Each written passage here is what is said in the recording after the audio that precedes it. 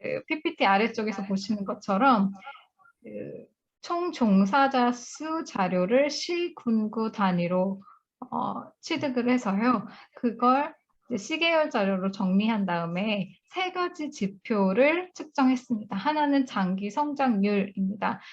2000년부터 2018년, 그러니까 시점부터 종점까지의 성장률을 가지고 경제학에서 항상 이야기하는 가장 중요한 그 지표인 장기 성장률을 우선 측정을 해봤고요. 그 다음에 각 지역이 뭐 전국적인 위기든 아니면 지역적인 위기든 어떤 고용 충격을 겪어서 고용자 수가 감소했을 때 그 감소한 크기가 어땠는지 충격의 크기를 측정했습니다. 그리고 마지막으로는 그 충격으로 인해서 고용자 수가 최저점을 찍은 이후에 충격 이전의 그 고용자 수 수준까지 다시 회복하는데 얼마나 많은 시간이 걸렸는지 회복 속도, 기울기로 측정을 해봤습니다.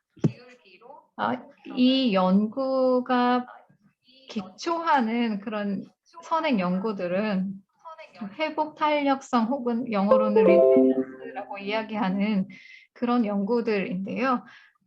처음 이 연구가 시작된 건 생태학이었습니다. 생태학의 크라우드포드 홀링이라는 박사님께서 처음 생태학에서 생태계가 이제 위기에 대응하고 그 시스템을 잘 유지할 수 있어야 된다. 그런 능력이 바로 리질리언스고 그런 능력을 키우기 위한 노력이 필요하다. 우리 사회에는 그런 말씀을 하면서 처음 리질리언스라는 단어를 쓰시게 됐습니다. 그 이후로 뭐 경제학에서도 쓰이고 도시계획에서도 쓰이고 아니면 재난학 아니면 뭐 의학계에서 환자들이 어떤 병을 겪고 난 이후에 다시 그 건강하던 상태로 돌아가는 것 이런 것들을 측정하면서 회복 탄력성이라는 개념을 아주 다양한 분야에서 사용을 했는데 모두 동의하는 그런 개념은 회복 탄력성이라는 것이 어떤 외부의 충격이 일어났을 때 이 충격을 최소화하고 그리고 이전 상태로 빠르게 돌아가는 특성이다라고 이야기하고 있습니다. 그리고 회복 탄력성이랑 회복력은 조금 다른데 회복 탄력성은 그런 특성을 이야기한다면 그런 특성을 좀 이렇게 키울 수 있는 지역 혹은 개인 혹은 국가의 그런 능력 혹은 역량을 회복력이라고 정의하는 게 이제 맞다고들 이야기합니다.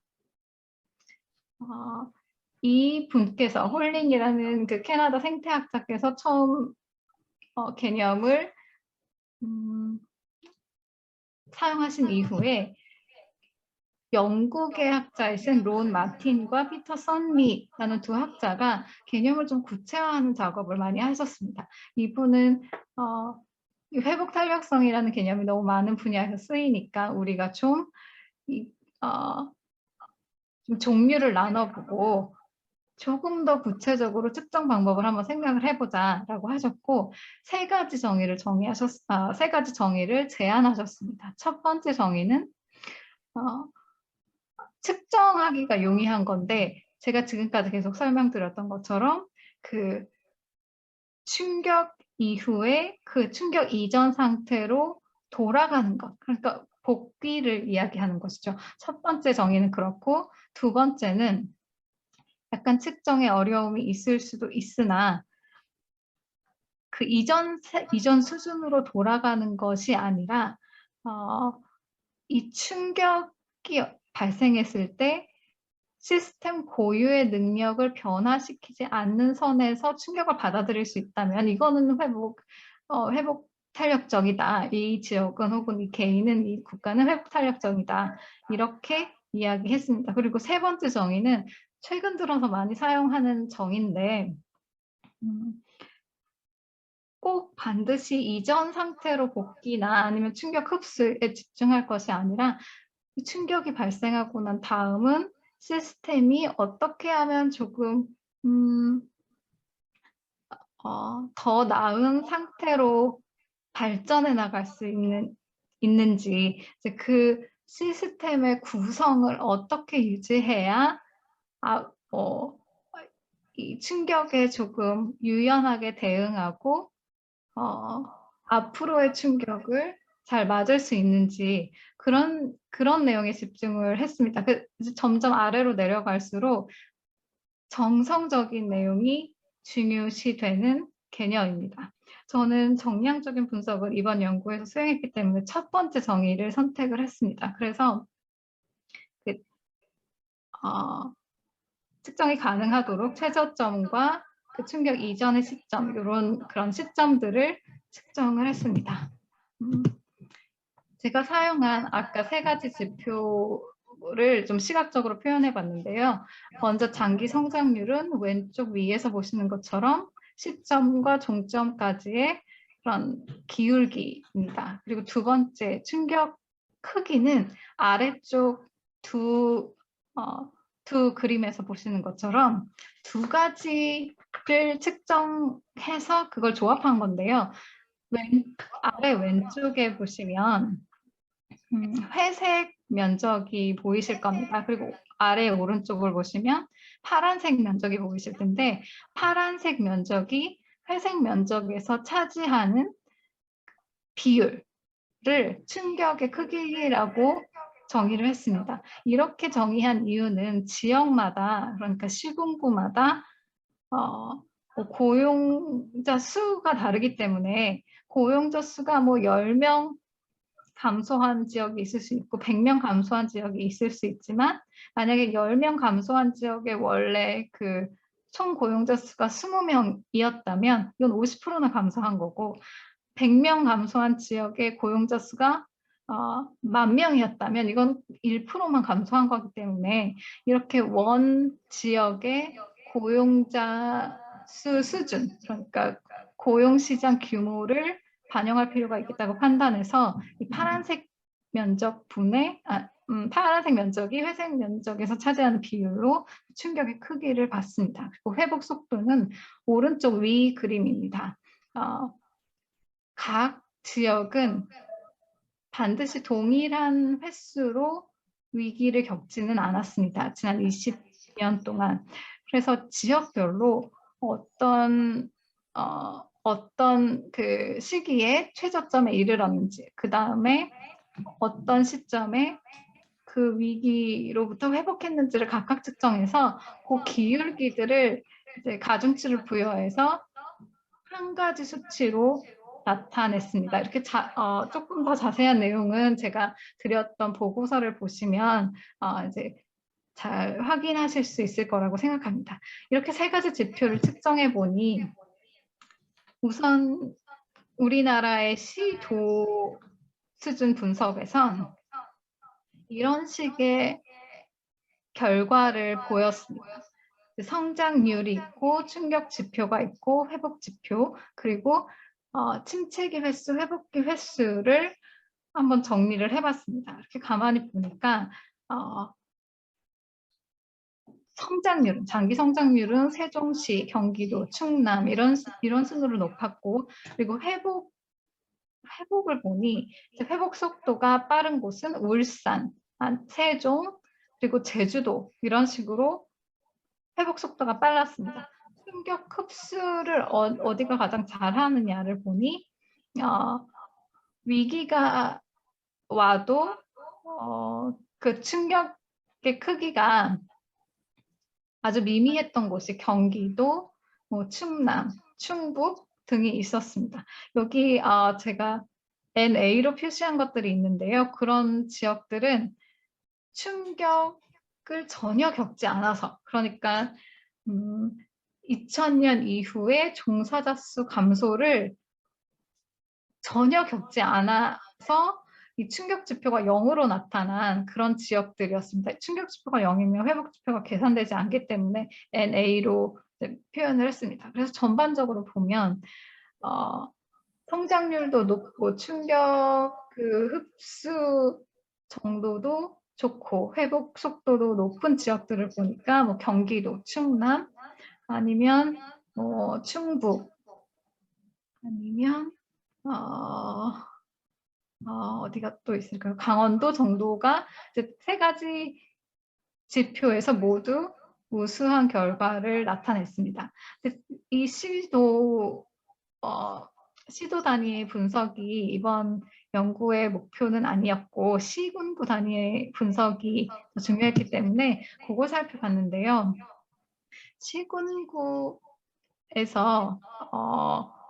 침체기와 회복기를 겪은 횟수는 한 번도 겪지 않은 시군구가 16곳, 한 번도 침체기를 겪지 않은 시군구가 16곳 있었던 반면 어느 시군구는 같은 기간 동안 6번의 침체기를 겪었습니다. 이렇게 각 지역이 그 고용 위기에 대응하는 방식은 굉장히 다른 것으로 나타났습니다. 이 고용위기라는 게 반드시 IMF 같은 국가적인 위기가 아니라 각 지역에서 발생하는 기업 이전이라든지 아니면 지역 내에 어떤 위험 요인에 의한 고용 충격이라고 생각을 합니다. 그래서 횟수가 이렇게 0에서 6까지 다르게 나타났고요. 침체기와 회복기가 다른 이유는 침체기를 겪은 이후 그 이전 수준으로 돌아가지 못했을 경우는 회복기로 측정이 되지 않았습니다. 그래서 침체기 횟수와 회복기 횟수는 조금 다르게 나타났습니다.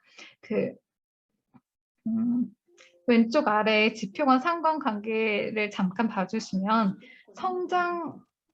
장기 성장률이 높을수록 이 충격의 크기는 좀 작은 것으로 나타났고, 그리고 회복 지표와 충격 지표 사이의 그 관계를 보면 굉장히 약하게 마이너스 0.1291로 나타났습니다. 그 뜻은 반드시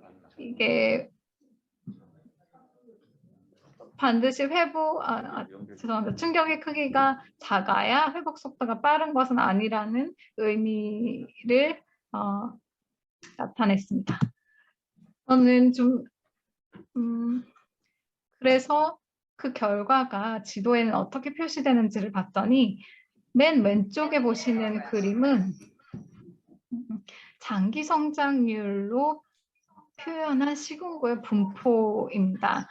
여기서 보니 장기 성장률은 경기도 남부에서 세종시로 이어지는 그런 축으로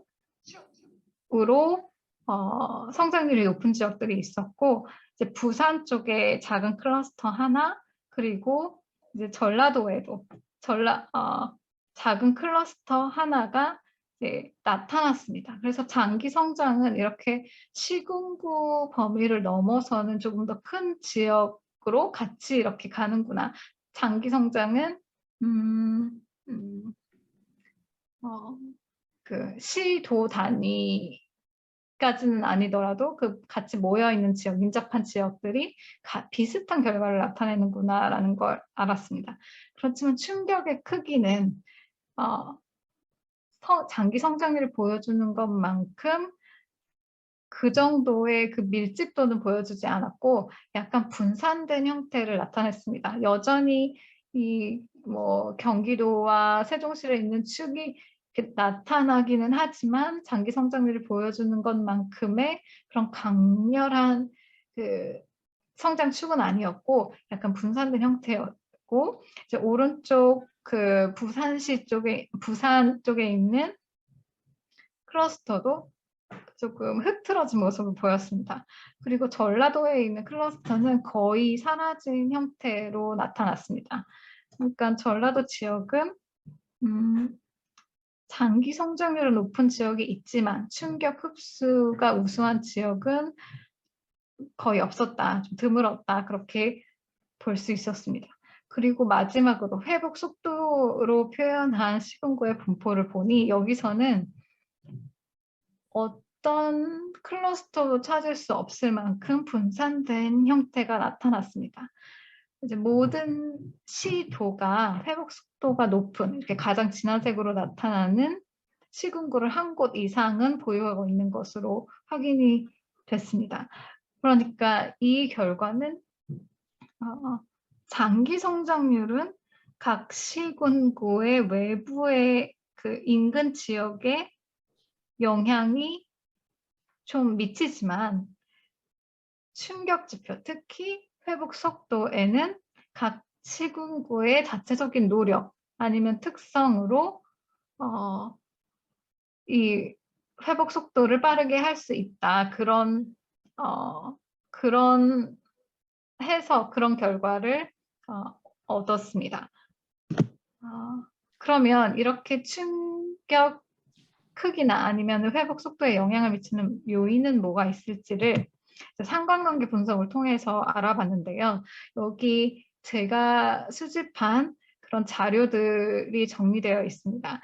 공공재정, 민간재정, 아니면 인구 특성, 교육 수준, 뭐 소득 수준, 산업 구조 등등 굉장히 많은 자료를 수집을 했습니다. 이 자료를 수집한 이유는 우선 이론에서 그, 민간 재정, 그 투자에 관한 내용이 언급이 됐었고, 그리고 교육 수준이나 산업 구조와 회복력과의 관계가 선행 연구들에 언급이 되어 있었습니다. 그래서 그런 항목들을 수집했고 거기에 추가해서 그 민간 재정이 유의미하게 나타났다면 그러면 공공 재정은 어떨까 하는 생각이 들어서 각 공공재정과 관련된 항목들을 추가로 이 연구에서 수집을 했고요. 그리고 정치 성향에 대한 내용도 한번 수집을 해봤습니다. 이것은 많은 연구에 포함되어 있지는 않지만 선행 연구에서 관련성이 있다라고 이야기했던 경우가 있어서 정치 성향을 포함을 했습니다. 이 수집 시점이 사실 각 자료를 수집할 수 있는 시점이 달라서 동일하지가 않았습니다. 어떤 거는 2010년, 어떤 건 15년, 어떤 건 13년, 12년 이런 식으로 달랐는데요. 되도록이면 같은 시점에서 수집을 하려고 노력했고 그리고 가능한 한 2010년에 맞출 수 있도록 했습니다. 왜냐하면 저희가 수행한 연구의 그 분석 기간이 2000년부터 2018년이었기 때문에 그 중간 시점에 그 자료를 얻어야 조금 더 분석에 의의가 있지 않을까 해서 되도록이면 2010년에 마쳤습니다. 그 결과를 보니 몇 가지 항목들이 성장률은 높이고 충격의 크기는 줄이고 회복 속도는 높인다라고 나타났고 몇 가지 항목들은 또 성장률은 낮추고 충격 크기는 키우고 회복 속도는 낮춘다라고 나타났습니다. 제가 지금 표현을 정확히 하지 못했는데 이건 상관관계 분석이기 때문에 그 인과관계 분석은 아니었어서 이제 연관성이 있다 정도로 표현해야 옳을 것 같습니다. 이 세 가지 지표와 세 가지 지표를 동시에 본 이유는 장기 성장도 달성하고 어떤 그 단기의 위기가 왔을 때 그 위기도 잘 관리하는 그런 지역이 좀 건강한 경제를 가지고 있지 않을까 하는 생각에 이 세 가지 지표와 일관된 그런 연관관계를 보이는 항목들만 이제 추려봤습니다. 그것들이 여기 보시는 PPT에서 이렇게 바탕을 회색으로 칠해둔 그런 항목들인데요. 공공재정 중에선 특히 뭐 지방세 수입이 높을수록 지역 경제, 지역의 고용 시장에 긍정적인 영향을 미치는 것으로 나타났고 외국인의 비율도 지역의 고용 시장에 긍정적인 영향을 주는 것으로 나타났습니다. 지방세 수입은 물론 지역이 얼마나 다양한 정책을 마음 놓고 펼칠 수 있느냐를 결정하는 게 재정 상태이기 때문에 이런 결과가 나타났다고 보고요. 외국인의 비율은 아마도 지역 경제의 개방성을 나타내지 않을까 그런 판단을 했습니다. 그리고 이렇게 아래쪽을 보시면 기초생활보장 수급자 비율이 높을수록 지역 그 고용시장에는 안 좋은 결과가 나타났는데, 이 뜻은 만약에 지방 정부가 고용시장 안정화를 목표로 한다면 이렇게 일자리를 찾기 어려운, 일반적으로 일자리를 찾기 어려운 기초생활보장 수급자라든지 실업자에 대한 지원을 우선 펼칠 필요가 있다라고 해석을 했습니다. 그리고 오른쪽 그 테이블을 보시면 제조업 비율이 높을수록 그 지역 고용시장에는 긍정적인 영향을 미쳤고, 금융업이나 아니면 보건업 등은 오히려 그 변동폭을 크게 하고 회복 속도를 늦추는 그런 결과를 얻었습니다. 마지막으로 상용 근로자는 고용시장 안정화에 도움이 되지만, 상용 근로자 그 비율이 높아지는 것은 고용시장 안정화에 도움이 되지만 자영업자 비율이 높아지는 것은 또 그렇지 않다. 이거는 최근 코로나 위기를 보더라도 이제 우선 충격의 영향이 자영업자 쪽으로 오고, 그리고 상용 근로자는 대체로 영향을 덜 받는 그런 상황을 보면 이 결과를 이제 떠올리실 수 있으리라고 생각을 합니다. 그래서 결론은 장기 성장은 좀 큰 지역별로 시도라든지 조금 더 넓은, 시도보다 더 넓은 경기도에서 세종시로 이어지는 축, 이런 식으로 그 큰 지역별로 이렇게 결정이 되지만, 장기 성장은 각 지역이 경험하는 그런 단기적인 위기에 대한 대응은, 충격을 줄인다든지 회복 속도를 높인다든지 하는 단기적인 대응은 지역의 능력으로 충분히 해결할 수 있는 여지가 있다. 그렇게 보인다. 이 연구 결과를 통해서 그렇게 그 해결할 수 있는 여지가 보인다고 결론을 지었고요.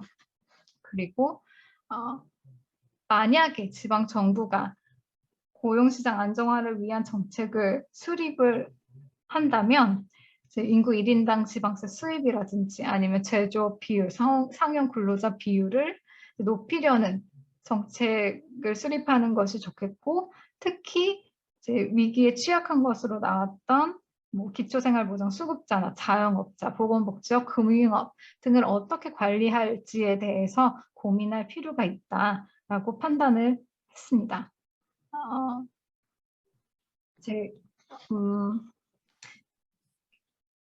제가 이 연구를 마치고 올해 사실 관련 연구를 수행을 했습니다. 그 관련 연구는 이렇게 정량적인 분석을 통해서 어떤 항목들이 지역의 고용시장 안정화에 영향을 주는 것 같다고 이렇게 나타났는데, 정말 그럴까를 확인하기 위해서 정성적인 사례 연구를 했습니다.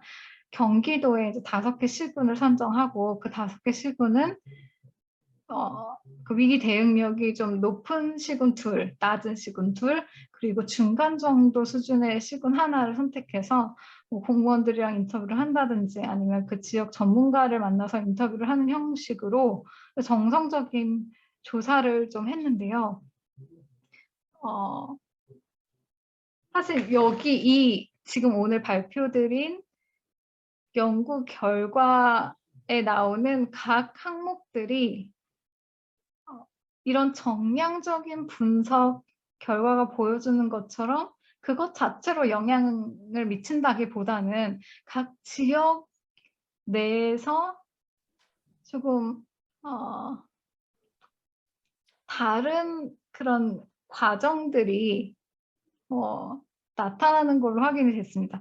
이게 참 어떻게 표현을 해야 될지 모르겠으나, 그러니까 각 지역에서 고용시장의 그런 변동폭을 높이는 원인이 반드시 지금 제가 말씀드린 지방세 수입이나 제조업 비율 등등만이 아니라 그 배경에 있는 것을 살펴보니 좀 중앙정부 정책이라든지 아니면 뭐 경기도의 산업단지 정책이라든지 이런 것까지도 관련이 있더라라는 걸 발견을 했습니다. 그래서 지금 이 연구 결과를 말씀드리지만 이 연구 결과가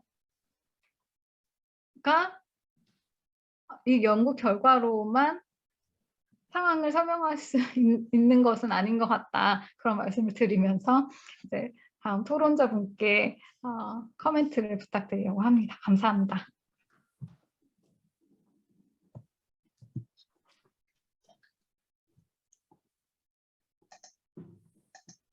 예, 수고하셨습니다. 다음은 우리 두 분의 토론자 토론을 듣도록 하겠습니다. 먼저 김동완 교수님 반갑습니다. 말씀 부탁드리겠습니다. 네, 안녕하세요. 네, 김동현입니다. 네, 권진우 박사님께서 이렇게 연구하신 분야가 사실 우리나라에서는 이렇게 잘 시도하지 않는 그런 이제 형태의 분석인 것 같습니다. 기존에 이제 우리가 지역 경제라든지 지역 개발이라든지 고용이라든지 이제 이런 부분을 분석을 할 때는 이런 좀 동태적인 부분을 조금 분석을 하기보다는 이제 어떤 성장이라든지 그다음에 그런 어떤 뭐 변화라든지 이런 거에 대한 결정 요인을 좀 중심으로 우리가 좀 추정을 많이 하고 이제 좀 이야기를 많이 했던 부분인데 이제 오늘 말씀해 주신 부분은 이제 이 여러 가지 이제 좀 시계열적인 자료를 가지고 그 지역이 어떻게 변화할 수 있고 그다음에 좀 뭔가 우리가 충격을 받았 뭔가 좀 쇠퇴를 했다라면은 다시 이제 복원될 수 있는 그런 이제 역량이 어떤 거에서 나오고 하는 쪽에서 좀 접근을 해주신 것 같습니다. 그래서 뭐 말씀해 주신 것들하고 관련해서 제가 이제 저도 이제 비슷한 연구들 조금 수행을 하고 있는데 한 가지만 조금 말씀드리고자 합니다. 그래서 이제 보통 우리가 이제 이런 연구들을 할 때 이제 뭐 박사님도 아시겠지만 뭐 이제 전체 고용의 수라든지 아니면은 뭐 전체 어떤 뭐 1인당 GRDP의 지표라든지 이런 우리가 조금 어떻게 보면은 조금 거시적인 지표를 가지고 우리가 조금 많이 이제 접근을 합니다. 거시적 총량을 가지고 보통 접근을 많이 하게 되는 것 같거든요. 이제 우리가 이제 총량으로 근데 접근을 하다 보면은 사실 이 회복이라는 현상 자체가 질적인 부분을 상당히 많이 포함을 하고 있는 그런 이제 개념인데 이제 그런 부분을 놓칠 수 있지 않은가라는 생각을 또 이제 최근에 하게 됐습니다. 예를 들어서 똑같은 일자리가 하나가 없어졌다가 하나 새로 생긴다면은 우리가 지금 여기 총량을 가지고 볼 때는 그게 이제 같다라고 이제 보는 거지 않습니까? 근데 이제 그게 아니고 좋은 일자리가 하나 없어지고 안 좋은 일자리가 하나 생겼다라면은 이거는 사실 같아진 건 아닌 것 같거든요. 그게 특히 지역의 어떤 노동시장에 따라서 어떤 지역은 안 좋은 일자리가 많이 없어지고 좋은 일자리가 많이 생긴 지역도 있는 반면에 어떤 지역은 좋은 일자리가 없어지고 안 좋은 일자리가 많이 생긴 이제 이런 경우도 이제 존재할 것 같습니다. 그게 이제 특히 뭐 수도권이냐 그다음에 수도권이 아닌 지역이냐 이런 그런 부분에 따라서도 그다음에 어떤 지역이 기존에 가지고 있던 좀 뭐 산업 구조라든지 이런 거하고도 좀 아마 연결되지 않을까라는 조금 생각이 듭니다. 그래서 향후에 이제 이 부분을 조금 더 이렇게 이제 정량적으로 우리가 조금 이걸 좀 더 이제 좀 더 분석을 좀 더 발전시키신다고 하면은 이런 부분이 조금 고려가 될 수 있게 처음에 이제 조금 지표를 잡으셔서 연구를 조금 해보시면은 조금 더 재밌는 결과가 나오지 않을까. 그 다음에 조금 지역별로 좀 뚜렷하게 같이 회복된 지역이라 하더라도 좀 구분되는 특성을 우리가 발견할 수 있지 않을까. 네, 그런 이제 조금 생각이 듭니다. 저도 이거 연구를 하다 보면은 이 수도권만큼 비수도권에도 이렇게 전체 총량적인 측면에서는 회복된 지역이 상당히 많이 있거든요. 비슷하게.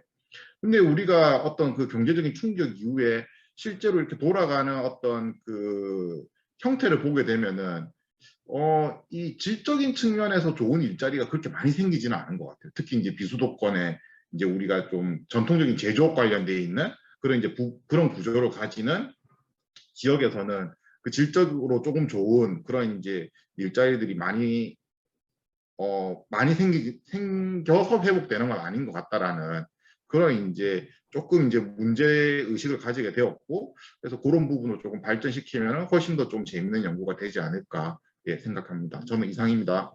예, 수고하셨습니다. 우리 남기찬 박사님까지 네. 말씀하시고 예, 잘 들리시죠? 반갑습니다. 예, 국태연구원 남기찬입니다.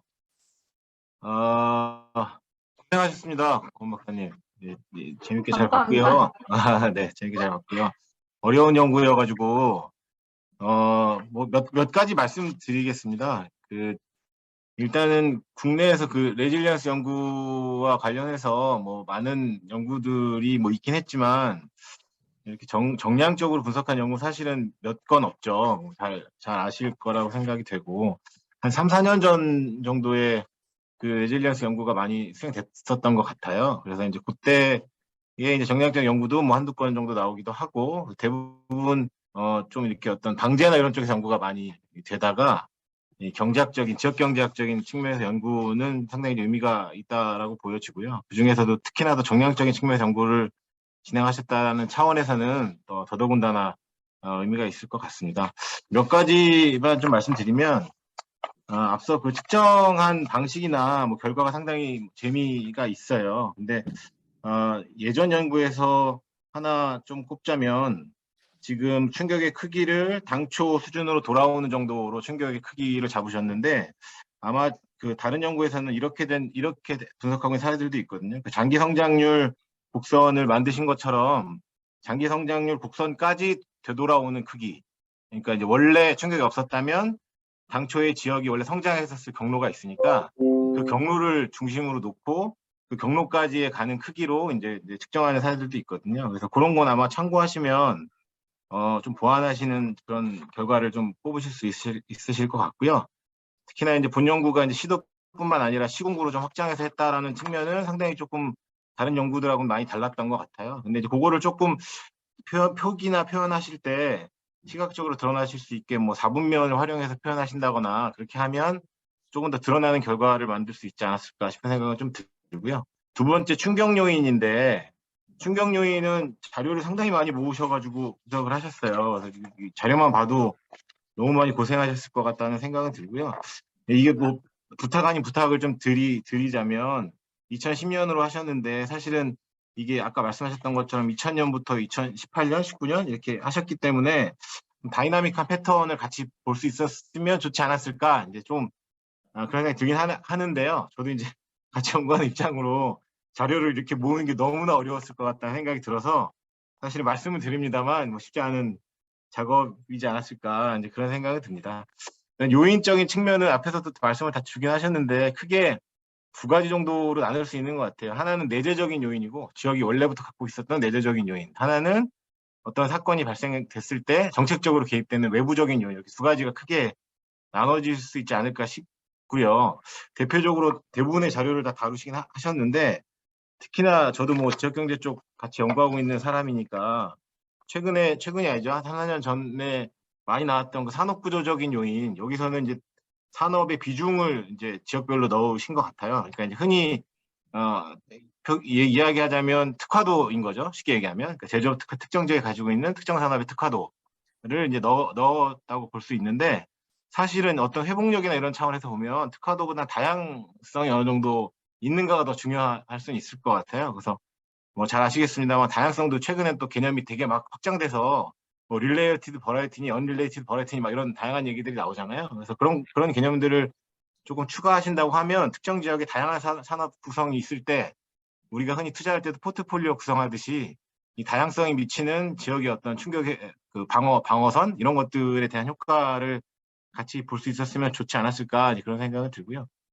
외부적인 요인은 앞서서도 말씀을 해주셔가지고 뭐 다행이다 생각이 들긴 했는데, 사실은 정책적인 개입 요소를 되게 무시할 수 없을 것 같아요. 그래서 앞서 시도 분석한 것도 보면 뭐 세종이 예를 들면 성장률이 제일 높게 나왔는데, 이거는 사실은 전형적으로 100% 정책적인 개입이거든요. 저도 세종에 살지만 끌려 내려왔지만 이제 그런 요인들이 분명히 있기 때문에 아마도 지역별로, 시도별로 혹은 뭐 시군구별로 분명히 정책적인 어떤 커다란 요인들이 많이 작용했을 수가 있기 때문에 그런 부분들은 말씀해 주셨던 것처럼 그 어떤 정성적인 사례 분석 이런 것들을 통해서 보완하실 수 있을 거라는 생각이 들고요. 그건 충분히 이제 작업을 진행하실 것 같고, 추후 연구과제라고 하는 타이틀을 붙이면 조금 거창합니다만 어떤 생각이 좀 드냐면 충격의 지금 이제 보신 거는 충격의 현상, 충격으로 나타나는 현황, 그다음에 그것들이 어떻게 나타나는지를 보는 요인 이렇게 이제 구성이 되어 있긴 한데요.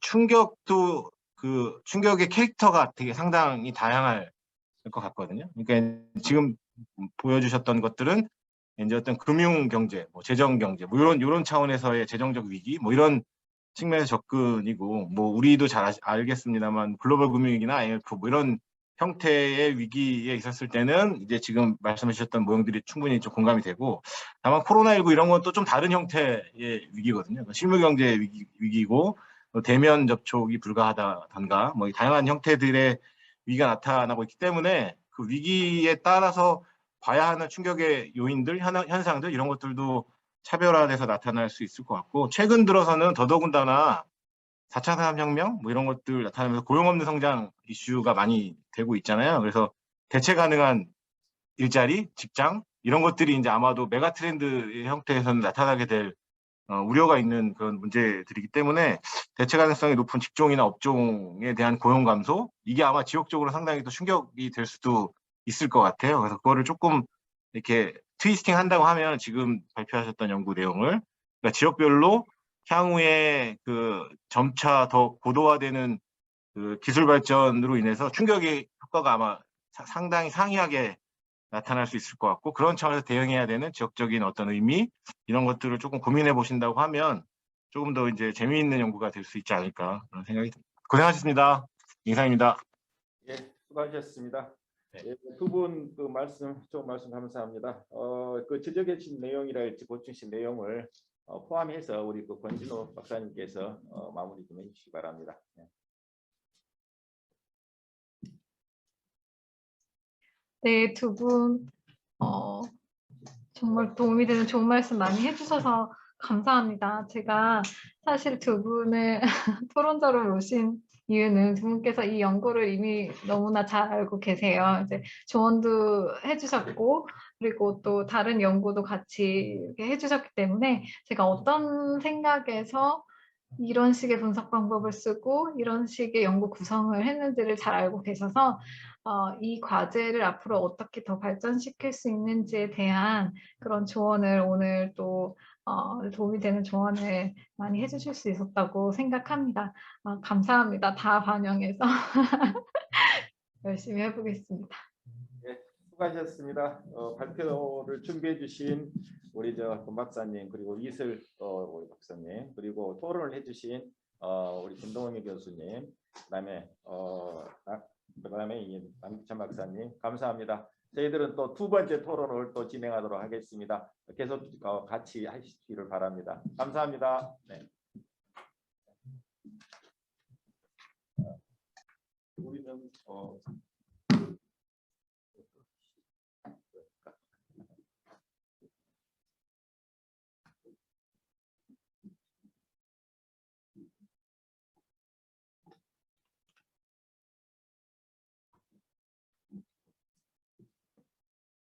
자, 이제는 우리는 그냥 진행하면 되죠? 하면서 마이크로 해야 하나? 그래야 안 되죠. 그래야 할 것 같죠? 아니 그냥 해도 되죠. 예. 그러면 잘 들리시나요? 네, 들립니다. 우리 지금 섹션 마이크를 써야 합니까? 그래? 아니 잘 들린대요. 잘 들리죠? 예. 자, 예. 아니 그냥 하세요. 자, 그러면은 이번 한 섹션은 두 번째 발표를 듣도록 하겠습니다. 먼저 우리 여밀려 교수님은 뉴노멀 시대 지역 개발을 위한 주민자치 전환 과제에 관한 발제를 듣고 세 분의 토론을 진행하도록 하겠습니다. 자, 시작하시죠. 네. 안녕하세요. 이번 두 번째 발제를 맡은 여밀렬입니다.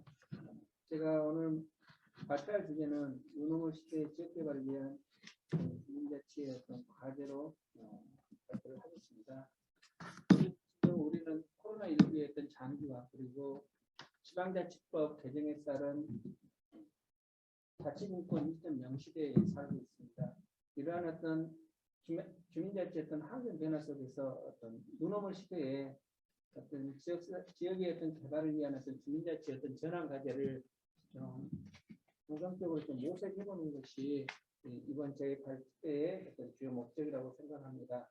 여러분 잘 알다시피 지금 코로나19 장기화로 인해서 우리 사회는 많은 어떤 디지털 사회라든지 또 친환경 사회, 또 홈누댄스 문화라든지 퍼스널 모빌리티 이런 수도권 도시 변화 등 많은 사회의 어떤 변화들을 발생하고 있습니다. 이런 어떤 변화 속에서 또 이런 우리가 그동안 놓치고 살아왔던 것에 대한 어떤 성찰의 계기가 되고 있습니다. 그래서 우리 지역사회 나름대로 이런 코로나19가 가져다준 어떤 지역마다의 어떤 지속 가능성을 강하게 하는 어떤 모색이 어떤 필요한 시점이라고 생각이 듭니다. 그리고 이런 코로나19가 장기화되면서 지금 우리 사회에 위드 코로나에 대한 관심이 높아지고 있습니다.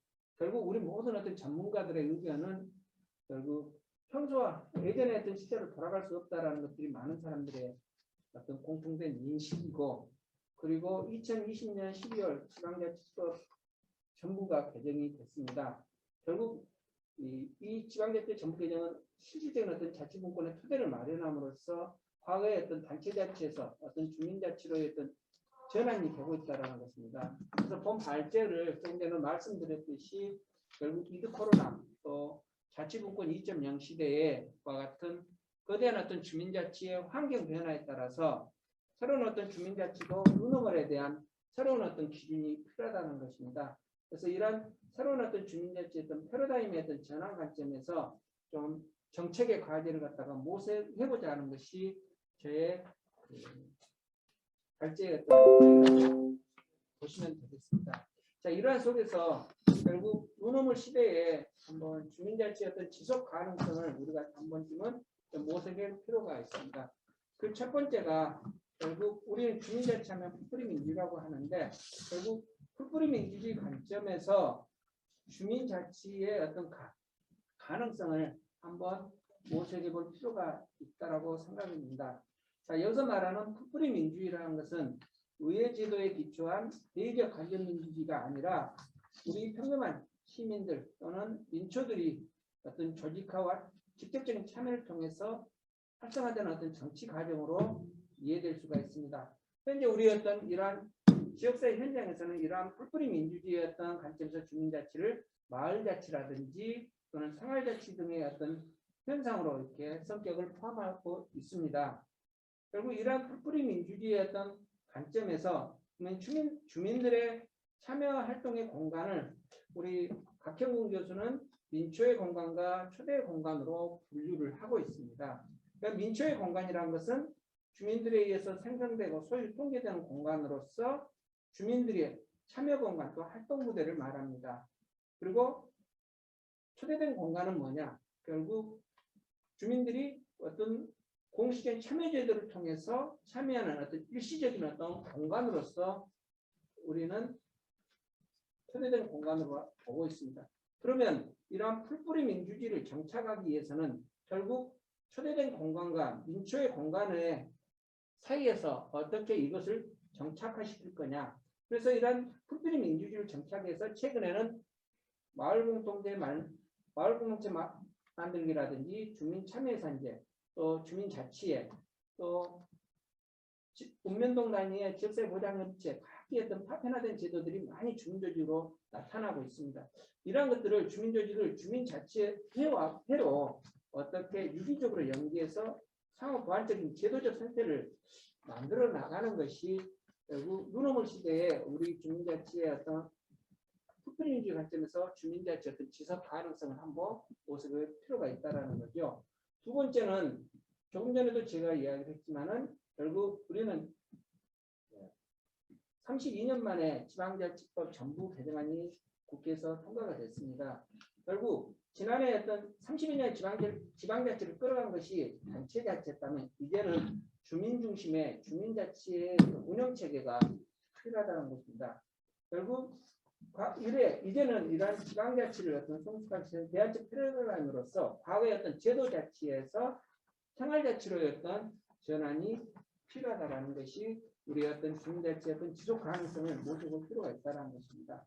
세 번째로 우리가 또 가능성을 모색해야 될 것이 우리 발표자로 422하고 423페이지인데 결국 그동안 코로나 이후에 발생한 여러 가지 어떤 문헌들을 통해서 결국 부산연구원에서 코로나 시대, 포스트 코로나 시대의 어떤 주민자치에 미치는 영향들을 갖다가 분석을 해봤습니다. 거기에 따른 어떤 사회 변화의 정도와 어떤 시정의 어떤 대응 요구도를 통해 보면 이 다양한 어떤 요건 속에서 우리 주민자치에 필요한 어떤 돌봄이라든지 재난이라든지 안전에 대한 부분들이 굉장히 지금 우리 주민자치에 미치는 영향들이 지금 나타나고 있습니다. 자, 세 번째로는 이와 같은 뉴노멀 시대에 우리 주민자치 환경의 변화와 우리의 어떤 모습들을 좀 한번 살펴볼 필요가 있다고 봅니다. 자, 앞으로 지금 지방자치분권 2.0 시대의 가장 중요한 것들은 결국 읍면동 단위로의 민주화에 대한 어떤 요구와 주민자치회가 굉장히 특징적으로 진화될 것이라고 보고 있습니다.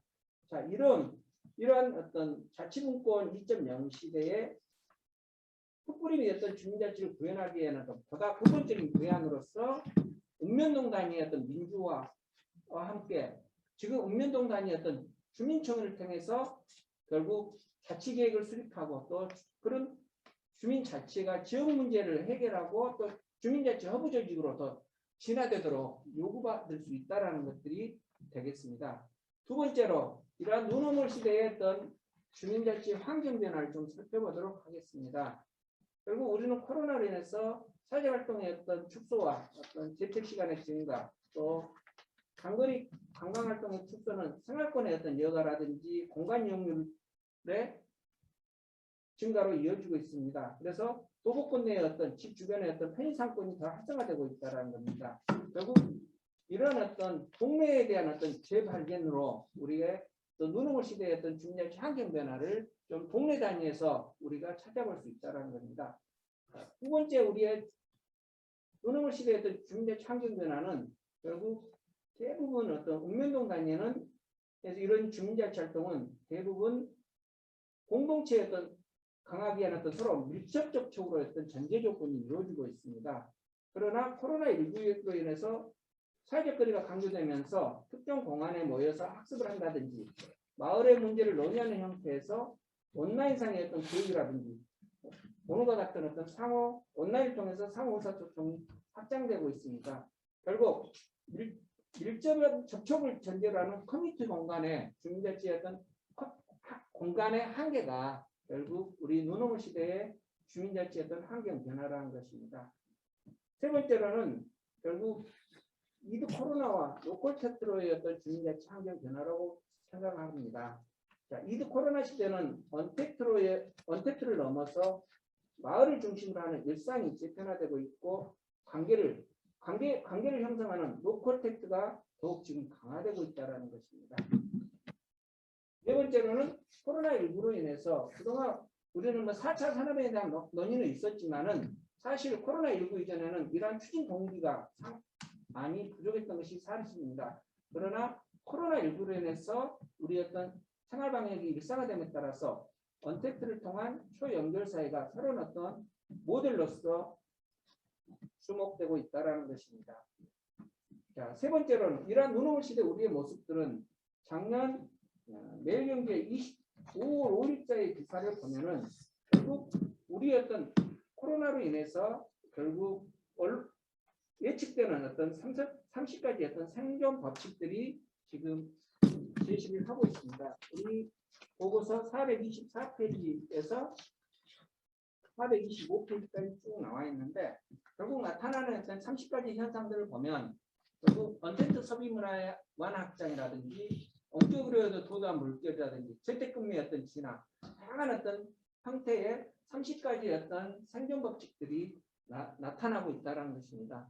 이런 어떤 변화 속에서 우리도 결국 주민자치의 어떤 새로운 어떤 전환 과제들이 필요하다고 볼 수가 있겠습니다. 또 다른 어떤 변화는 코로나19와 같은 어떤 현상 속에서 주민자치 활동도 많이 변화되고 있습니다. 특히 코로나19와 같은 주민자치 활동의 변화는 뭐냐?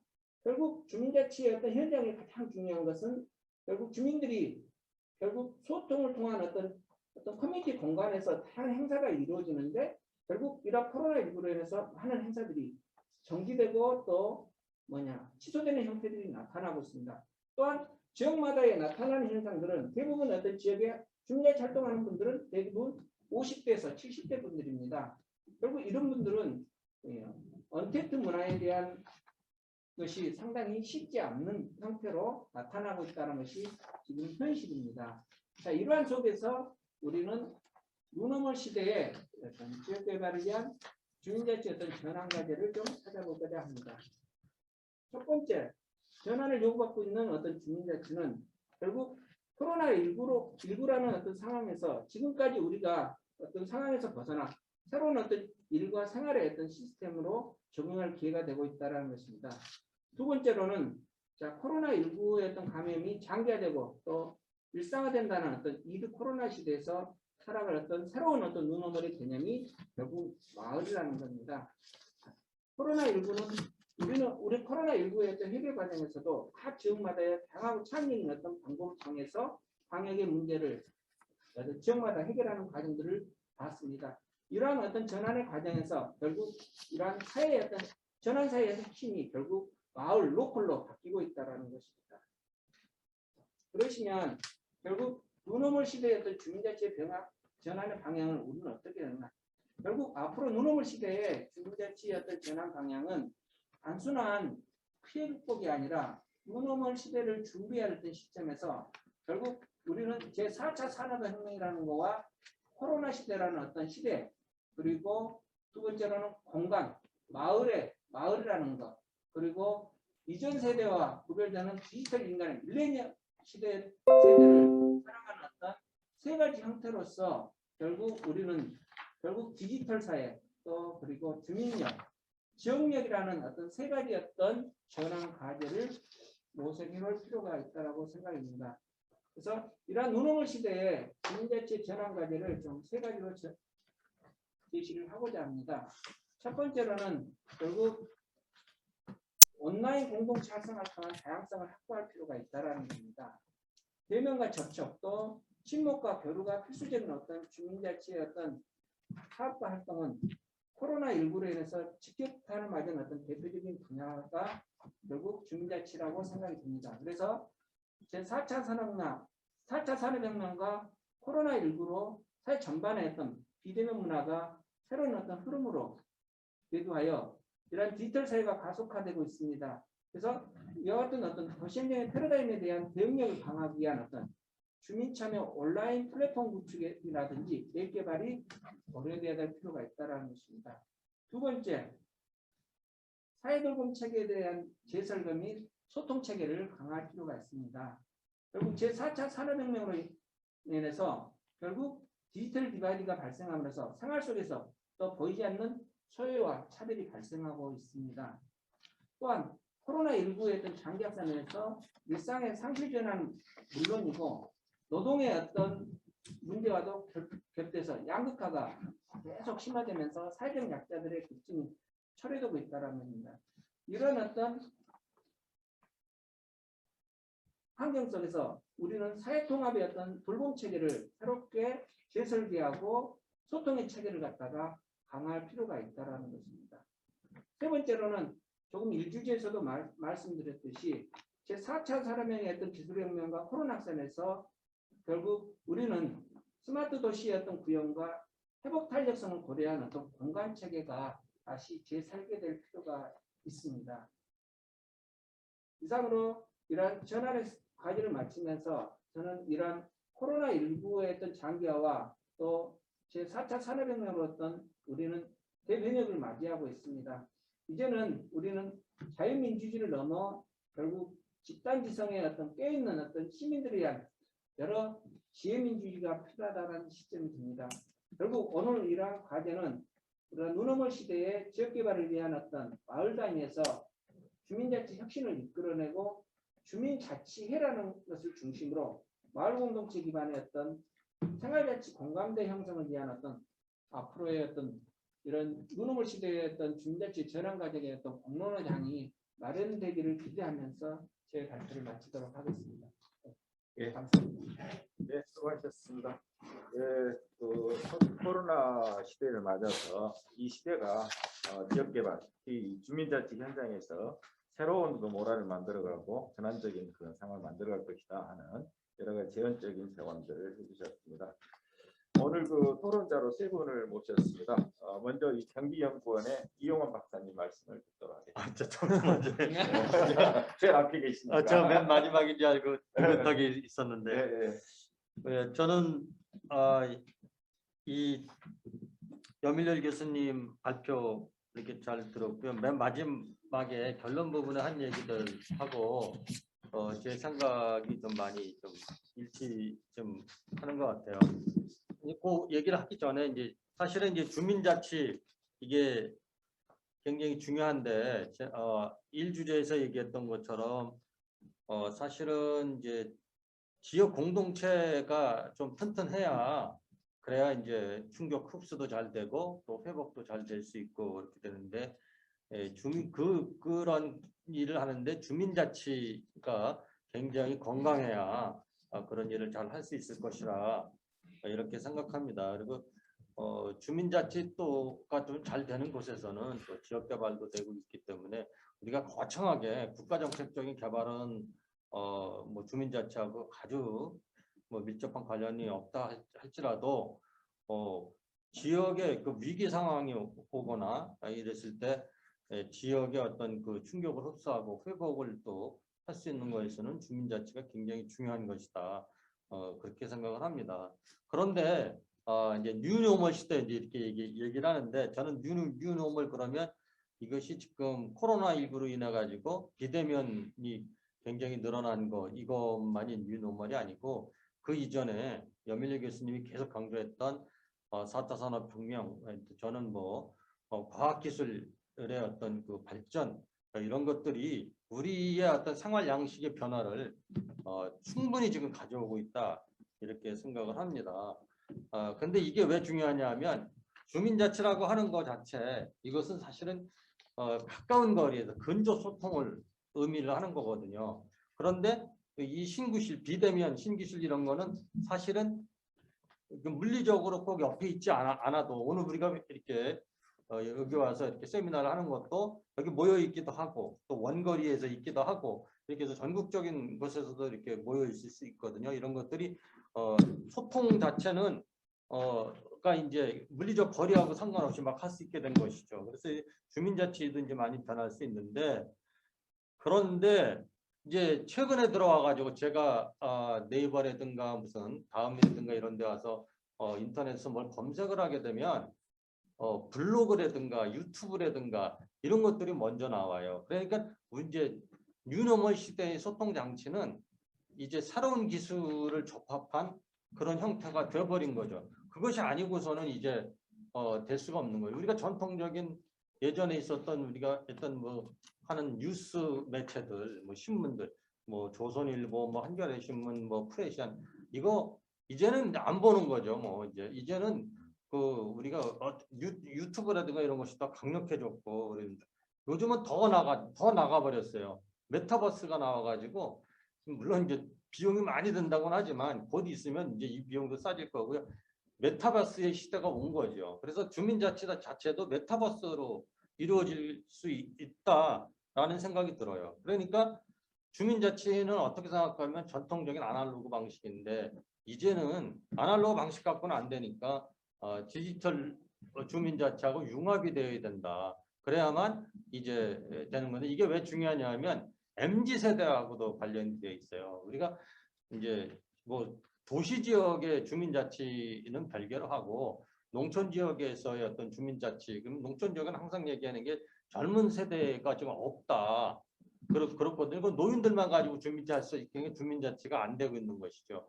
그런데 이게 최근에 MZ 세대의 그 경향을 보면 이분들은 도심의 어떤 문화나 이런 것도 좀 즐기고 또 전원 생활도 즐기고 하는 경향이 죠. 모든 사람이 그런 건 아니고 약 한 제가 파악하는 바로는 제가 외국에 있는 통계 자료를 보면 한 30% 정도가 그런 경향이 있다고 그럽니다.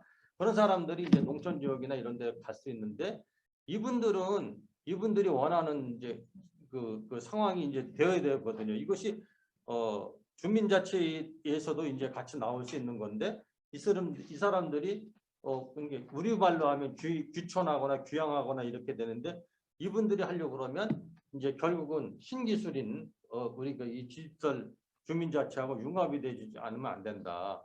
그래서 사실은 제일 강조하고 싶은 것은 지금 다 돼 있다고는 믿지만 농촌 지역에 초고속 통신망이 좀 구축이 됐으면 좋겠다.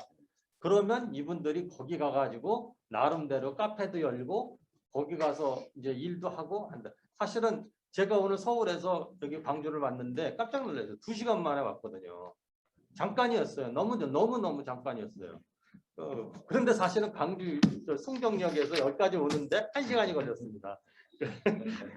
그렇게 생각을 해보면 우리 젊은 MZ 세대의 어떤 경향이나 이런 거를 생각해서 주민자치의 발전도 제가 보기에는 이제 디지털 주민자치 쪽으로 좀 가야 되고 그러기 위해서는 농어촌 지역의 지역사회에서의 초고속 통신망 이런 그 인프라를 먼저 갖춰주는 것이 정책적으로 좀 필요하다. 또 이런 것들이 이제 아까 일주가 얘기했던 지역의 어떤 회복력이라든가 이런 거에도 굉장히 도움이 될 것이다. 이렇게 생각을 합니다. 예, 좋은 지적을 해주셨습니다. 특히 앞에서 우리 권 박사님께 말씀하셨던 회복 탄력성 문제, 회복성과 관련해서도 주민자치나 지역 공동체가 중요한 그 흡수력을 발휘할 것이다 하는 지적을 해주셨습니다.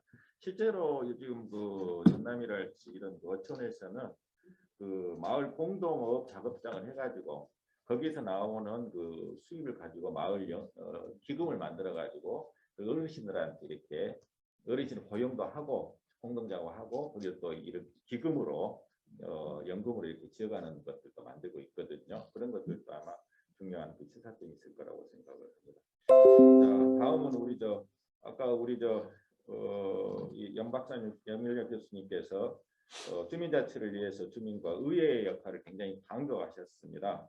그래서 우리 경기도 의회에서 대표 선수로 우리 박대희 의원님이 오셨는데 그런 측면에서 한번 말씀을 듣도록 하겠습니다. 네, 반갑습니다. 저 경기도의 박태희 도의원입니다. 저는 이제 제가 이 발제문을 보고 발제문에서는 솔직히 그 의회와 주민자치와의 연계 관계나 뭐 그런 서로 보완적 관계에 대해서는 거론되지가 않았어요. 그래서 그 미흡한 부분이 있어서 그 부분에 대해서 좀 말씀을 드리려고 하는데요. 일단 뭐 지방자치 그 개정 지방자치법이 32년 만에 개정됨으로써 저희 지방의회 의원들도 거기에 대한 기대감이 상당히 큽니다.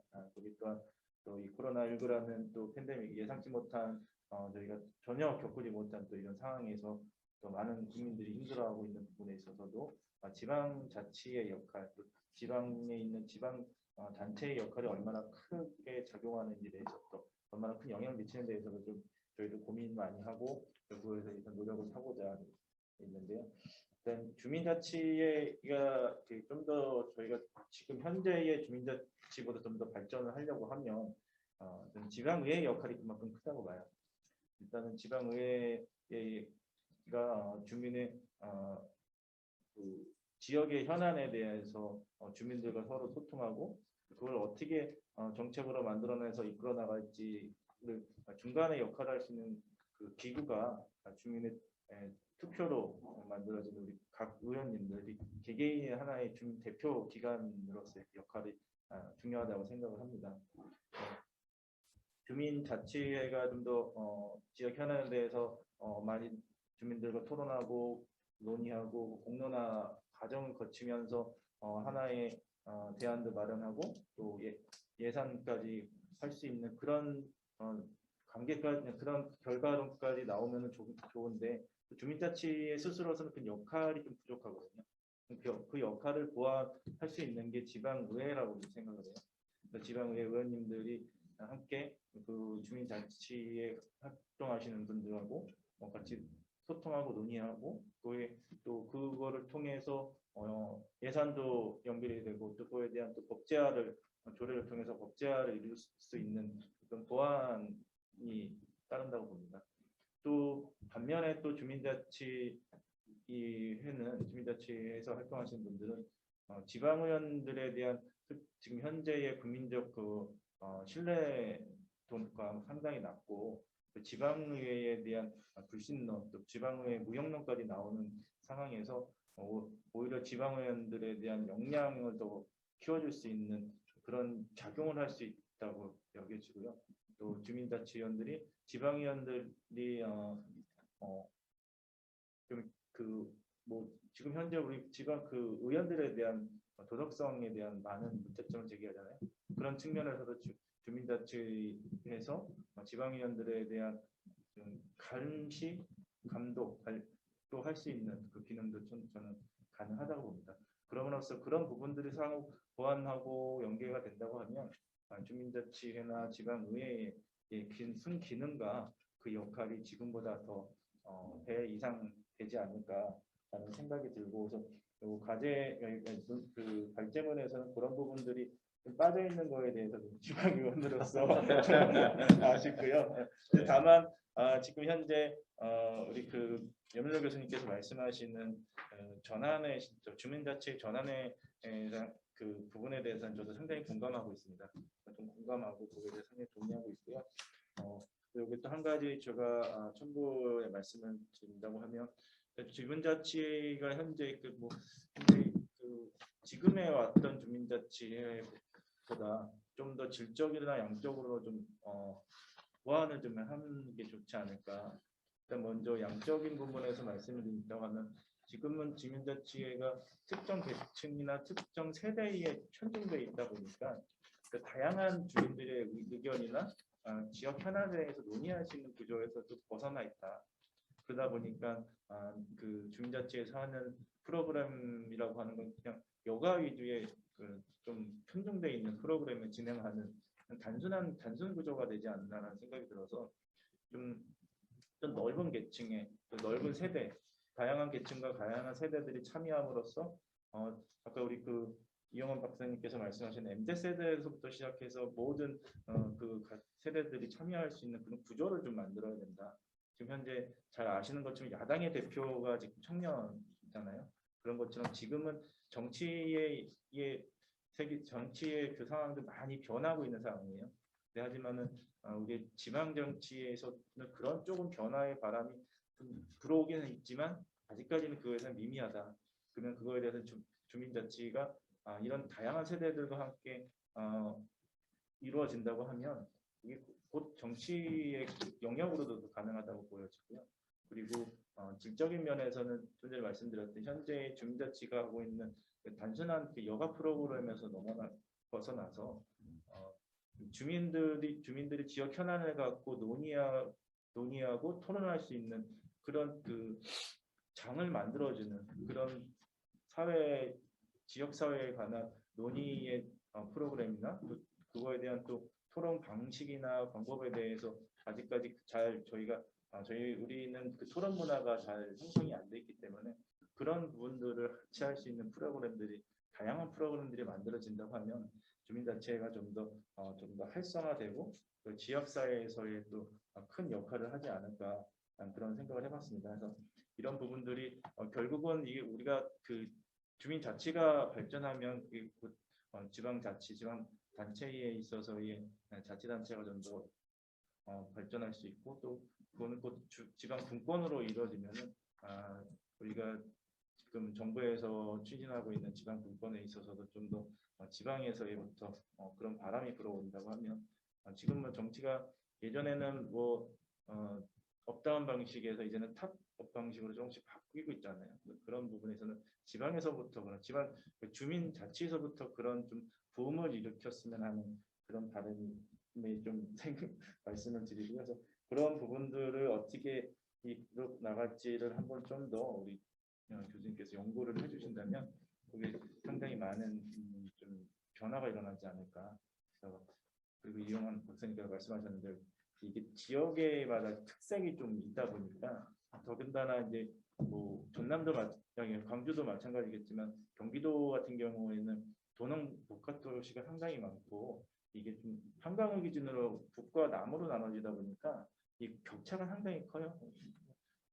중심도 도시를 기반으로 돼 있는 곳은 주민자치가 활성화가 가능하지만 농어촌 지역은 주민자치가 이렇게 크게 활성화할 수 없는 부분들이거든요.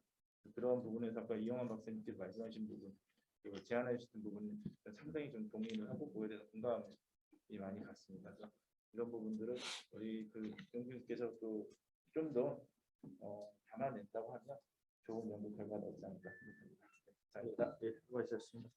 우리 그 박영님께서 지적하신 바와 마찬가지로 올해 지방에 30년 이렇게 됐습니다만 그 가운데 이제 큰 변화가 주민자치, 주민 참여 분야가 굉장히 활성화됐다는 성과이고 어쨌든 주민과 행정과 의회가 협력적이면서 이런 관계를 계속 강하게 할 필요가 있고 그래서 아까 말씀하신 대로 그 주민자치회가 주민자치의회에 대한 신뢰성이 좀 부족하다 하는 부분들 이런 부분들은 조금 우리가 깊이 한번 해봐야 할 그런 부분이라고 생각을 합니다.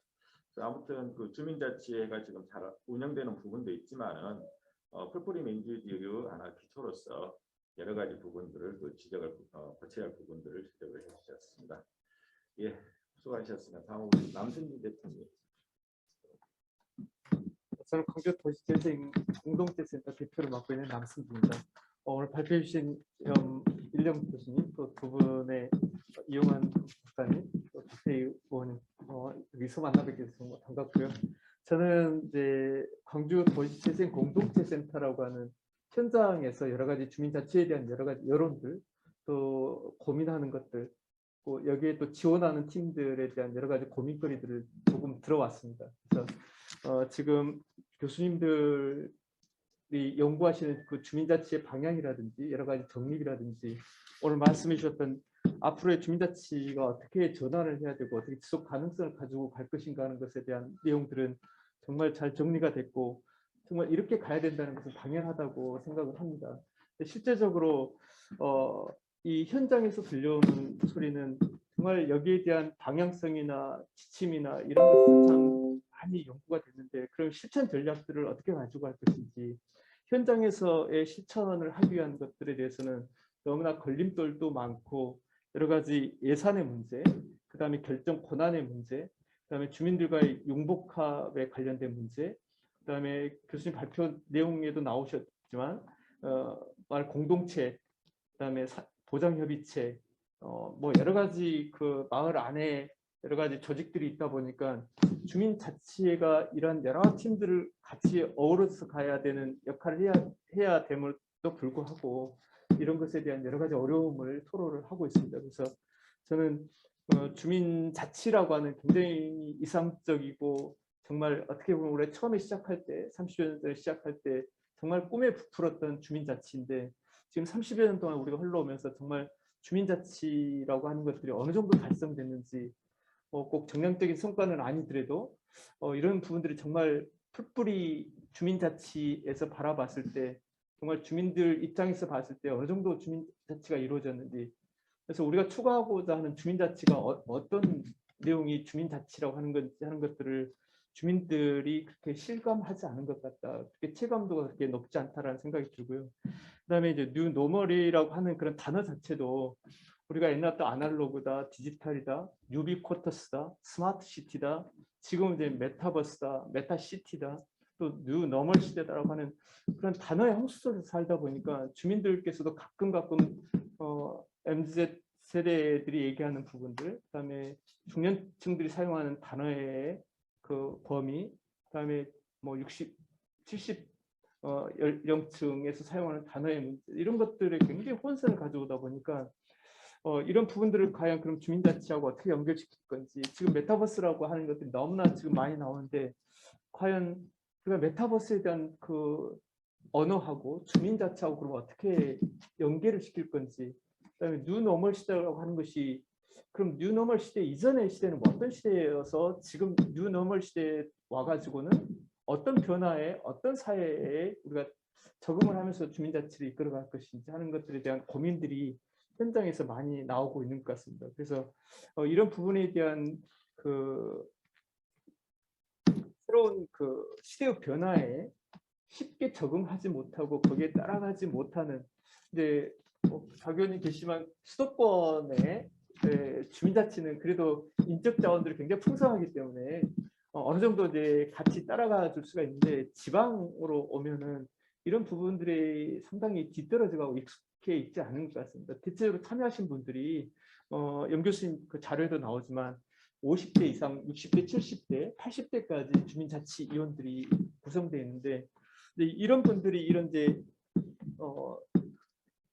줌을 통한 회의라든지 뭐 여러 가지 것들이 지금 시대의 변화에 맞춰서 가려다 보니까 너무나 익숙치 않고 그러면 이것에 너무나 스트레스를 받게 되고 또 여기에 대해서 스스로 어떻게 보면 이제 자괴감도 빠지는 경우도 있고 이런 것들이 우리 코로나 시대에 오면서 더 많아지지 않느냐. 차라리 이거 없었다면 정말 사람을 개별적으로 만나면서 마을에 대한 의제를 발굴하고 또 마을의 변화를 가지고 가려고 하는 노력도 있을 텐데 이러한 것들이 굉장히 걸림돌이 되는데 이런 것들을 그러면은 우리 연구자들이나 현장에서 지원하는 팀들, 마을 활동가들, 마을 코디네이터들이 그럼 어떻게 지원할 것이냐는 그 실천적 전략들이 많이 필요하지 않을까 이렇게 생각하고요. 그다음에 정부의 역할과 뭐 지방자치단체 역할도 따로 있겠지만 이 지방자치를 추구하고 우리가 이상적인 목표를 가지고 가기 위해서 그러면은 정말 구체적으로 예를 들면 시 단위라든지 구 단위에서 이 지방자치를 회를 위해서 얼마만큼 지원을 하고 있는지 무엇을 재정적인 지원뿐만 아니라 이런 지적 지원들, 이런 전문가의 지원들, 파견들, 그다음에 교육들 이런 것들이 정말 구체적으로 이루어지고 있는지 우리의 입장에서 봤던 여러 가지 연구들은 대가지만 실체적인 풀뿌리에서 이루어지는 주민자치라고 하는 것들은 상당히 애로사항들이 많이 있는 것 같습니다. 심지어 지금은 주민자치로 많이 변화를 시켜가지고 정말 주민자치를 한번 제대로 해보자고 하는 노력들은 많이 이루어지고 있고 주민자치로 많이 변환되어 가고 있는데 실제적으로 정말 현실에서는 예산이 이론도 없기 때문에 돈이 쓸 수 있는 예산이 하나도 없기 때문에 그럼 우리 뭐 하냐고 하는 그런 애로사항도 많이 있고 겨우 간사들 사무국장의 급여는 나오지만 현재 지역에서 할 수 있는 여러 가지 예산적인 부분들이 굉장히 어려운 실정이고요. 그래서 이제 어디 지역에서는 이제 시 예산은 공모 사업을 해서 사업을 해라든지 국가 공모 사업을 하라든지 근데 이런 식으로 가다 보면 과연 60대, 70대, 80대 어르신들이 그런 국가 공모 사업을 어떻게 할 수 있겠느냐. 그래서 주민자치라고 하는 굉장히 이상적인 내용도 중요하지만 현장에서 이루어지는 실천적 전략들에 대해서 우리가 조금 더 구체적인 제안들, 그다음에 행정에서 받아들여서 주민자치를 서포트할 수 있는 그러한 내용들도 많이 나왔으면 좋겠다. 그래서 주민자치의 운영 가이드라인이나 뭐 운영에 대한 내용들 어떤 방법을 했으면 주민자치회가 주민자치를 위해서 많은 변화를 가져올 수 있겠느냐 하는 내용도 중요하지 않을까 생각합니다. 그래서 오늘 연 교수님 말씀하셨던 여러 가지 지속 가능성이라든지 주민자치의 전환이라 이런 것들 말씀하셨는데 그럼 여기에 대한 주체가 누가 갈 건지 이 주체라고 하는 건 누가 전환을 시켜야 되고 누가 지속 가능하게 끌어갈 건지 하는 것에 대해서는 물론 답은 있지만 그 가기 위해서 마중물 역할을 해줘야 되는 그 행정이 너무나 약하다는 그런 현장의 얘기를 많이 들었습니다. 그래서 이런 부분들도 좀 더 구체적인 행정의 역할들, 그다음에 주민들의 역할들, 주민 자체가 어떻게 가야 될 건지 하는 내용들도 지금은 전환이 되는 과정에 과도기에 있다 보니까 실질적으로 주민 자치 회장의 역할이 뭔지라고 하는 것들도 굉장히 어려움을 느끼고 있는 것 같습니다. 그래서 이러한 부분들 이제 교수님들의 여러 가지 학자적인 이런 방향성도 필요하지만 실제적인 그 현장에서 적용할 수 있는 반영할 수 있는 그런 내용도 좀 첨부를 해주셨으면 더욱더 많은 그 현장에서 사용할 수 있는 그런 좋은 자료가 되지 않을까 그렇게 생각합니다. 이러한 부분들에 대해서도 이제 앞으로 이제 저희 같은 그 센터에서 공동체 활동도 하고 있는 이런 분들에게 여러 가지 지침들을 주는데 좋은 자료가 되지 않을까 생각하고, 지금의 도시 공간 구조라고 하는 것들이 광주만 하더라도 그 공동주택들 아파트 비율이 70%를 차지하고 있고 저층 주거지가 겨우 25% 정도를 차지하고 있습니다. 그래서 아파트 단지 공동주택에서 하는 주민자치라든지 저층 주거지역, 일단 우리가 흔히들 얘기하는 마을에서의 주민자치라든지 이런 부분들도 상당히 그 큰 차이가 있는 것 같습니다. 그래서 이런 부분들 많은 것들이 있을 건데 이런 부분들에 대해서도 누군가는 좀 구체적인 부분에 대해서 좀 논의를 해주셨으면 감사하지 않을까 이렇게 생각합니다. 제가 좀 두서없이 제가 주민자치가 전공이 아니라 다른 부분이 전공이다 보니까 또 현장에서 들리는 말씀을 드렸습니다. 고맙습니다. 네, 고맙습니다. 우리 저 남승진 대표께서는 그 도시재생 공동체 센터장으로서 지금 직접 그 공동체 활동과 도시재생 활동을 하면서 느꼈던 주민자치 부분이랄지 이런 부분들을 지적을 해주셨고, 또 이 뉴노멀 시대에 맞는 주민자치가 되기 위해서는 여러 가지 현장에서 겪고 있는 그런 어려움이랄지 이런 것들을 해결할 수 있는 행정의 역할이랄지 이런 것들도 필요하지 않느냐 하는 지적을 해주셨습니다. 지금 세 분 이야기를 들었는데 우리 권은기준호 박사님, 남기찬 박사님 잘 들으셨습니까? 혹시 네, 잘 들었습니다. 박사님 혹시 그 코멘트 하실 내용 있으시면 좀 말씀 부탁드리겠습니다. 제가 코멘트를 한다기보다는 저의 연구가 어떤 식으로 발전을 해야 하는지에 대한 아이디어를 얻었습니다. 그러니까 실제적으로 저는 통계 자료로 이렇게 거시적인 내용을 봤지만 실제 현장에서 필요한 내용은 조금 더 자세한 내용이고, 그리고 그중에 지역이 특성이 어떻고 이런 것보다 그 지역 주민의 역량을 강화하는 것이 핵심이 되어야 되겠다는 생각을 했습니다. 예, 고맙습니다. 혹시 남기찬 박사님 혹시 코멘트 내용 있으십니까? 예. 예, 아니 말씀 잘 들었고요. 저는 이 내용이 주민자치 전환과제와 관련된 내용이잖아요. 근데 저는 어차피 국제연구기관에 있기 때문에 한편으로는 어떤 생각이 들었냐면 투 트랙을 우리가 항상 고민해야 되겠다는 생각은 들었어요. 그러니까 주민자치가 뉴노멀 시대나 뭐 코로나나 4차 산업혁명에도 중요한데 반대로 또 국가적인 위기나 이런 상황들이 크게 있기 때문에 국가의 역할도 또 마찬가지로 또 되게 중요한 시기가 되는 것 같거든요. 뉴노멀 시기에는 더더군다나. 그런 차원에서도 저희도 열심히 연구하도록 그렇게 하겠습니다. 네. 김동현 교수님 잘 들으셨습니까? 네. 저도 뭐 앞쪽에 권진우 교수님, 권진우 박사님뿐만 아니고 뒤쪽에 이제 지방자치 관련돼 있는 발표도 재밌게 잘 들었고요. 이게 저 역시 뭐 비슷한 생각을 했습니다. 이게 저희가 또 이렇게 뭐 정량적으로 분석을 하는 거는 또 분석을 하는 거지만 이게 실제 또 나타나서 이게 또 굴러가는 또 실질적인 측면에서는 또 다른 이야기일 수도 있고, 그런 게 우리가 또 어떻게 또 잘 반영해야 되는가 이런 것도 같이 좀 고민을 해봐야 되는 그런 부분인 것 같습니다. 네, 여러모로 오늘 많이 배웠습니다. 네, 감사합니다. 예, 그 발표를 해주신 우리 연 박사님께서 좀 보충 마무리해 버릴게요. 연 교수님께서. 네. 네, 저도 아까 우리 권 박사님 그 발표 들으면서 이런 어떤 우리 주민자치 어떤 공동체 안에서 회복력 그런 부분들도 저도 뭐 언급을 했지만 상당히 같이 어떤 특색으로 가야 될 부분이라는 생각이 들었고, 첫 번째 우리 이제 토론해 주신 우리 이용환 박사님 말씀처럼 이 공동체가 탄탄해야 마을 공동체가 탄탄해야 결국은 그 회복 탄력성이 높아질 수 있다라는 것들에 대한 그 토목이 잘 돼야 어떤 건축이 잘 될 수 있다라는 그런 부분 토론에 대해서 제가 공감을 하고, 그리고 우리 박 의원님 말씀하신 결국 이 주민자치가 탄탄해지려고 하면 결국 그 주민과 의회와 행정의 어떤 그런 참여 구조가 잘 소통 구조가 이루어져야만이 결국 이러한 주민자치의 어떤 역할들도 또 잘 우리가 탄탄해질 거라는 생각이 들었습니다. 그리고 우리 남승희 대표님의 말씀하신 현장에서의 어떤 그런 주민자치 실천 전략 굉장히 필요합니다. 저는 이제 이번 발제하면서 마지막 표 제가 정리하는 것은 결국 코로나라든지 4차 산업혁명이 우리는 이 굉장히 중요한 어떤 전환 시점입니다. 과거에는 참여라는 것은 우리가 모여서 이렇게 회의하고 논의하고 그런 것들이 어떤 참여라고 생각을 했습니다. 그러다 보니까 아까 우리 지역에 있었던 50대, 60대, 80대 어떤 기성세대들만 참여할 수가 있었거든요.